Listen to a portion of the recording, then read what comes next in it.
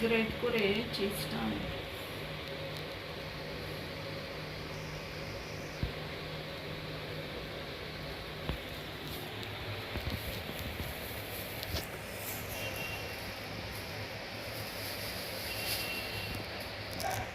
তাহলে বন্ধুরা দেখুন কত সহজে বানিয়ে নিলাম চিকেন অমলেট।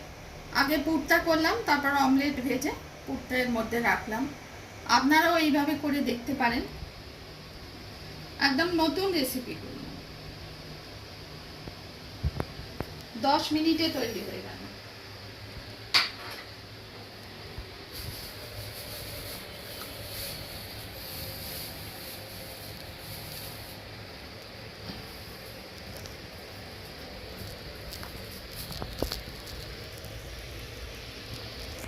গার্নিশ করছি।